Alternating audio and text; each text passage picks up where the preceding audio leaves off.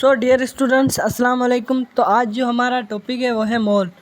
तो मोल क्या होता है? किसी भी एटॉमिक मास, मॉलिक्यूलर मास या फार्मूला मास। ओके, तो उस किसी भी सब्सटेंस के जो यही हैं मासेस। ओके, 3 टाइप के। तो इन्हें हम अगर ग्राम्स में एक्सप्रेस करते हैं तो उन्हें एक मोल कहेंगे। ओके, तो कैसे? फॉर एग्जांपल जो ऑक्सीजन है उसका जो एटॉमिक मास है वो है 16 AMU।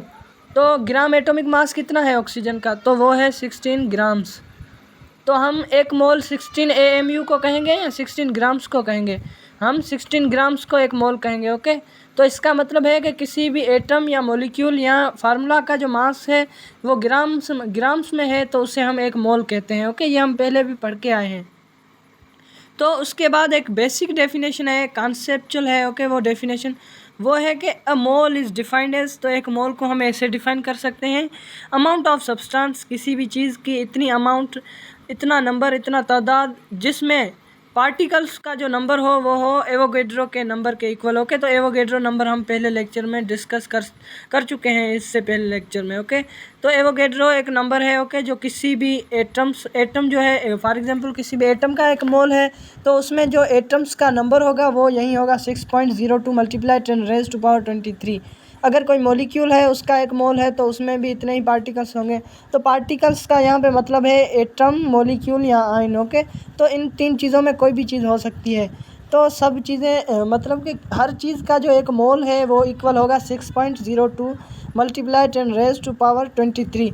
तो इसे ही हम मोल कहते हैं। ओके, तो ये सब जो मोल्स हैं वो इसके इक्वल क्यों है, तो ये मैं एक एग्जांपल की मदद से पहले समझा चुका हूँ। फॉर एग्जांपल एक डज़न है। ओके, बनाना का, तो उसमें कितने पीस होंगे? 12। तो एक मोल भी ऐसे ही समझ लें कि डज़न है और उसमें जो नंबर है किसी भी पार्टिकल्स का, तो पार्टिकल 3 टाइप के हो सकते हैं, एटम हो सकते हैं, मॉलिक्यूल हो सकते हैं, आयंस हो सकते हैं। ओके, तो वो जो पार्टिकल्स का नंबर है वो 6.02 मल्टीप्लाई 10⁻23 होगा। तो नीचे है gram atomic mass and AMU। तो इसे समझाने के लिए एग्जांपल है। तो gram atomic mass of carbon atom is 12 gram. Okay, तो जो ग्राम एटॉमिक मास है वो है 12 ग्राम। तो ग्राम में ही हम रिप्रेजेंट कर रहे हैं तो इसे हम ग्राम एटॉमिक मास कह रहे हैं। अगर हम AMU में रिप्रेजेंट करते हैं तो वो एटॉमिक मास है सिर्फ। ओके, तो यही है मोल का कंसेप्ट। तो उसके बाद है gram atomic mass of carbon is 12 ग्राम। तो जो कार्बन है उसका जो 12 ग्राम है मास। ओके, तो वो इक्वल है एक कार्बन के मोल के। ओके, मतलब कि हम कह देंगे कि अगर एक कार्बन का मोल है तो वो इक्वल है 12 ग्राम्स के, कार्बन के 12 ग्राम्स के। ओके, तो इसी तरह जो एक मॉलिक्यूल है सल्फ्यूरिक एसिड का वो है 98 ग्राम उसका ग्राम एटॉमिक मास है, मॉलिक्यूलर मास है। ओके, क्योंकि ये एक सल्फ्यूरिक एसिड एक मॉलिक्यूल है तो उसका एक मोल है ये 98 ग्राम्स एक मोल के इक्वल है। ओके, तो उसके बाद है मोल और मास के बीच में रिलेशनशिप। तो ये एक्चुअली में एक फार्मूला है मोल का तादाद निकालने का किसी भी सब्सटेंस में। ओके, तो कैसे? तो ये फार्मूला है number of moles equal to given mass of substance. तो किसी भी सब्सटेंस का जो हमें मास दिया गया है और अपॉन में है मोलर मास ऑफ सब्सटेंस। तो मोलर मास ऑफ सब्सटेंस किसी का, तो समझते हैं गिवन मास क्या होता है।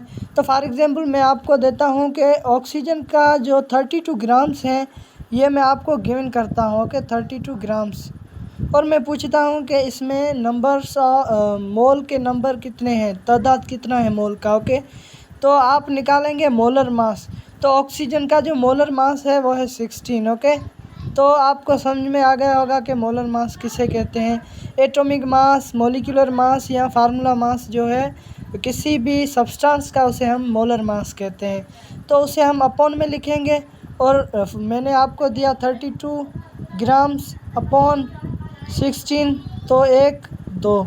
तो आपको मोल्स का नंबर कितना मिला? 32 में 2 मिला। मतलब कि कितने मोल्स हैं इसमें? 2 मोल्स हैं 32 में का ऑक्सीजन के। तो यही है simple formula number of moles count करने का। ओके।